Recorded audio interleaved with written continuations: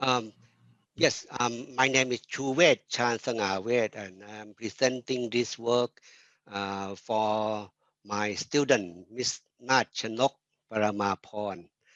And uh, the topic is strategic supplier selection. And we apply this to the case of international food trading company in Thailand. And I am representing the Regional Center for Manufacturing Systems Engineering at Chulalongkorn University in Thailand. Right. Thailand is one of the world's major food exporters, and we have more than half of the land dedicated to farming purposes. And we we have agricultural industry that is driving Thailand's economy, not counting travel tourism, of course. And we rely on a lot on our exports.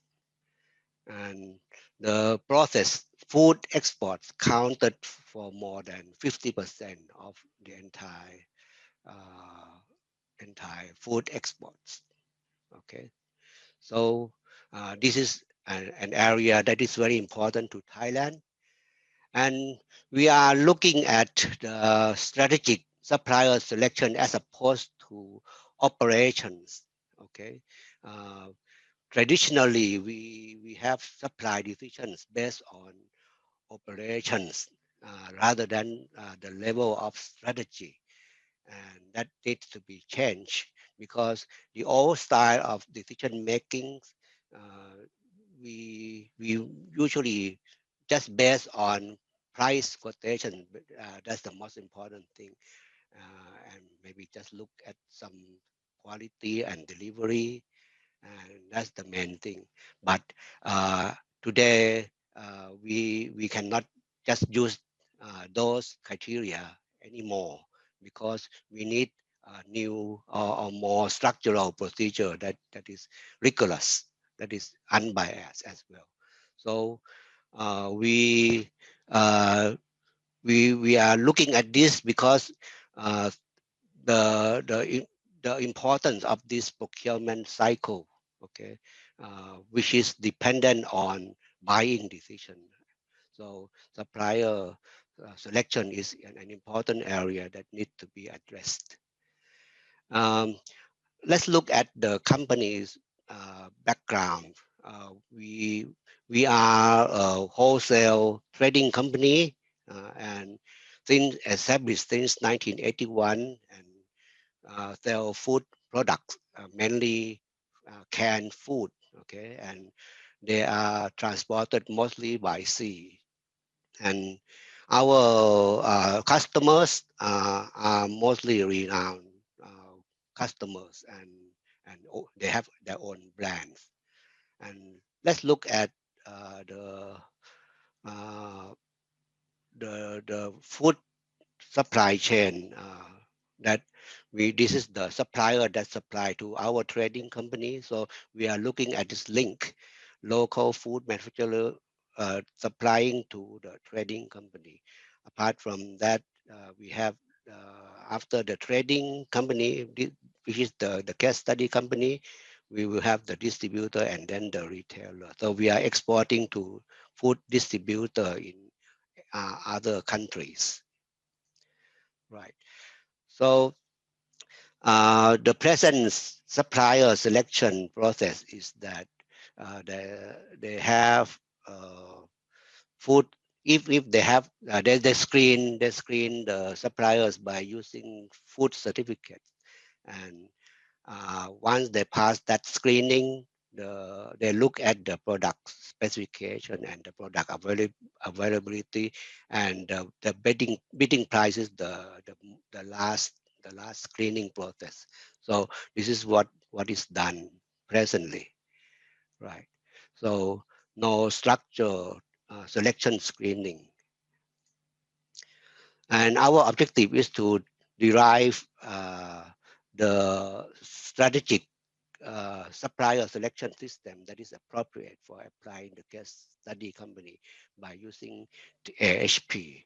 And we want to keep a list of alternative suppliers as backups as well when the best uh, supplier fail to supply us. Okay, so expected benefit is that we will have more accurate and precise decision making, and be able to get rid of the bias. Uh, and apart from that, other people may use our approach to develop better framework for the future. So based on the literature, we can see that we have these three dimensions in terms of strategic supplier selection. Uh, the efficient supplier qualification is the most important thing, but more lately, sustainable supplier selection has become very important, and the risk management is the third one.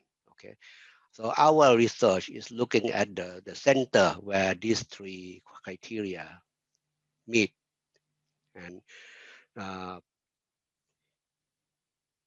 when we look at the percentage of importance from the research in the literature, we can see that most criteria are in terms of economic criteria. The second most important would be in environment. The social criteria has been neglected most. And relating to the food industry, we have this picture where we look at various cost of manufacturing, the certification or in terms of organic and safety, and the quality and delivery, and other criteria. Okay. In selecting the criteria for our strategic selection, we look at we borrow this from Ralph and Kinney uh, in the book on decision with multiple objectives, the famous book in 1976.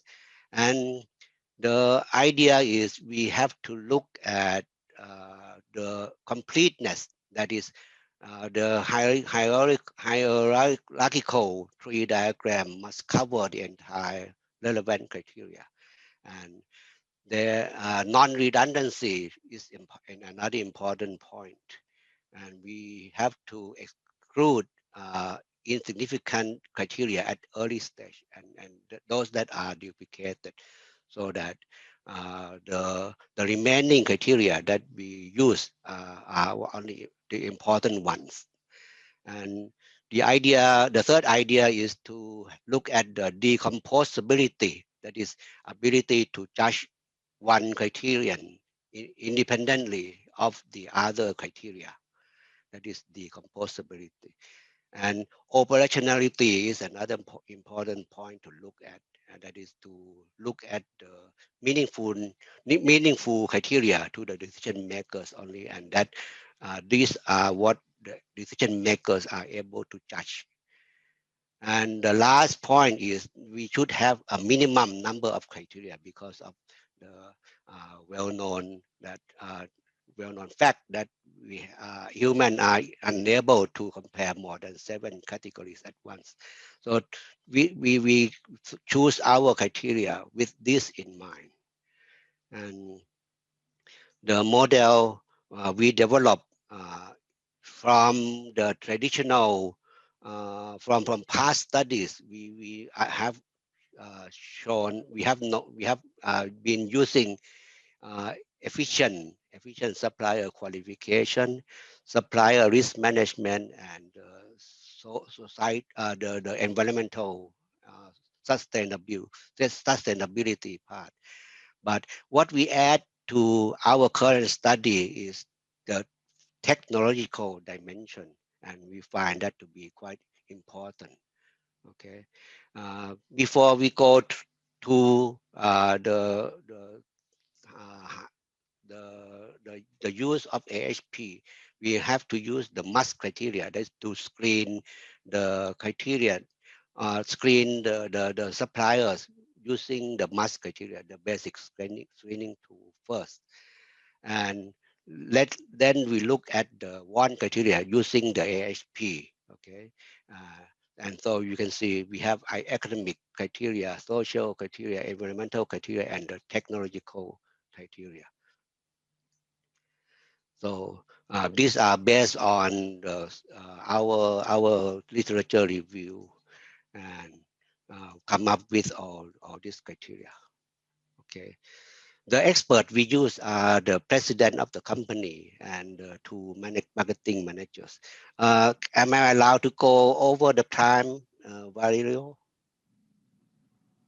Yes. Okay. Right. So I will try to keep it quick. Okay. Yeah. Okay. 2 minutes. So this is okay. These are the final structure of the decision making criteria. And of course, we use the ordinary AHP. Okay. Right. So with the result, we find that technology. Let me go back. The idea on technology is weighted 10%, which is not small at all. So compared to the academic dimension, technology is quite important. So that according to our decision makers, right? So in summary, we have managed to advise our case study company appropriately, and the summary according to interested parties outside the company is that we need to look at the technology, okay, the improved framework here, look at technology, and that is the important point that we can take away from this study. Right. Another thing is we should, in the future, I think ethical decisions related to the like the bad. This is because in Thailand, recently British supermarkets banned Thai coconut products because of the allegation that we use, we abuse the monkeys in the coconut plant harvesting, which is not true at all. But we were struck by that.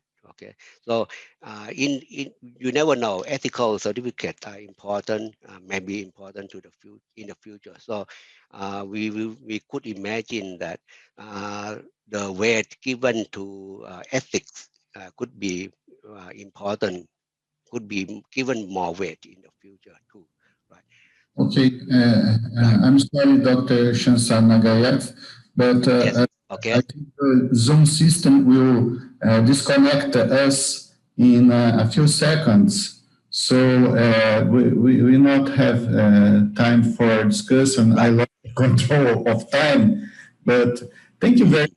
much for your presentation. We have the email in the proceedings, so if someone have questions, maybe could send by email to Dr. Chansa-ngavej, and